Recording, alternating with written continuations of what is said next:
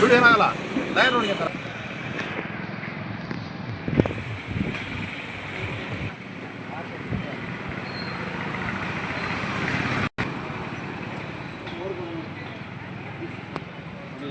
ಒಬ್ಬ ಜಿಲ್ಲಾಧಿಕಾರಿ ಹಿಂಗೆ ಹೋಗಿ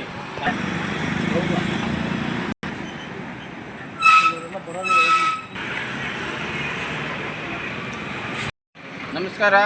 ಏನಿವತ್ತು ಜಮಖಂಡಿ ಹೋಬಳಿ 13 ಹಳ್ಳಿಗಳ ರೈತಪರ ಹೋರಾಟ ಸಮಿತಿ, ಕರ್ನಾಟಕ ರಾಜ್ಯ ರೈತ ಸಂಘ, ಹಸಿರು ಸೇನೆ, ಈದರ ಸಮತಾ ಸೇನೆ ಇತರ ಎಲ್ಲ ಸಂಘಟನೆಗಳ ಸಂಯುಕ್ತ ಆಶ್ರಯದಲ್ಲಿ ಏನಿವತ್ತು ಹೋರಾಟವನ್ನು ಅನಿರ್ದಿಷ್ಟ ದಿನ ಹಮ್ಮಿಕೊಂಡಿದ್ದೀವಿ.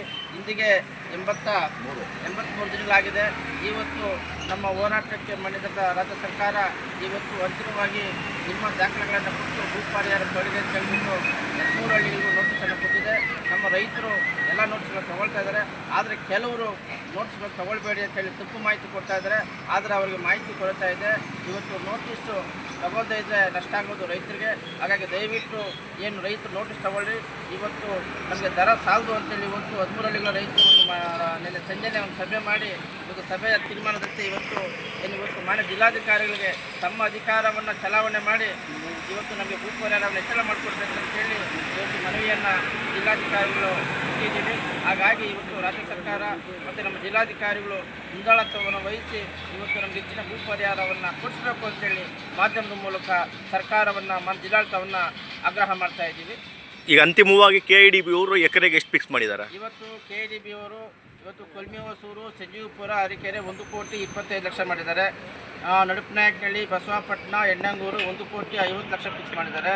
ಮತ್ತು ದೇವಗನಹಳ್ಳಿ, ಗೊಲ್ಲಹಳ್ಳಿ, ಜಮಖಂಡಿ 1,75,00,000 ಭೂ ಪರಿಹಾರ ನಿಗದಿ ಮಾಡಿದ್ದಾರೆ.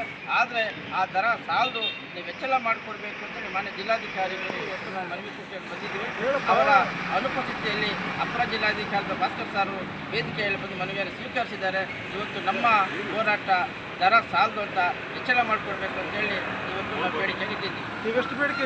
13 ಹಳ್ಳಿಗಳ ರೈತಪರ ಹೋರಾಟ ಸಮಿತಿಯಿಂದ ಅತಿ ಪ್ರಮುಖವಾದ ಬೇಡಿಕೆ, ಅದರಲ್ಲೂ ಕೂಡ ನಮ್ಮ ಕರ್ನಾಟಕ ರಾಜ್ಯ ರೈತ ಸಂಘ, ಹಸಿರು ಸೇನೆ ತಾಲೂಕು ಸಮಿತಿ ತೀರ್ಮಾನದಂತೆ ಇವತ್ತು ಏನು ಕೊಟ್ಟಿರತಕ್ಕಂಥ ಸಾಲದು ಪ್ರತಿ ಎಕರೆಗೆ 3 ಕೋಟಿ ಕೊಡಬೇಕು ಅಂತೇಳಿ ನಾವು ಮೊದಲಿನಿಂದಲೂ ಹೋರಾಟ ಮಾಡ್ಕೊಂಡು ಬಂದಿದ್ದೇವೆ. ಪ್ರತಿಯೊಂದು ಮನವಿ ಪತ್ರದಲ್ಲೂ ಕೂಡ ಕನಿಷ್ಠ 3 ಕೋಟಿ ಪರಿಹಾರ ಕೊಡಬೇಕು ಅಂತೇಳಿ ಜಿಲ್ಲಾಡಳಿತವನ್ನು, ರಾಜ್ಯ ಸರ್ಕಾರವನ್ನು ಪ್ರತಿ ಎಕರೆಗೆ ಕೊಡಬೇಕು ಅಂತೇಳಿ ಪ್ರತಿಯೊಂದು ಮನವಿ ಪತ್ರದಲ್ಲೂ ಕೂಡ ಉಲ್ಲೇಖ ಆಗಿದೆ.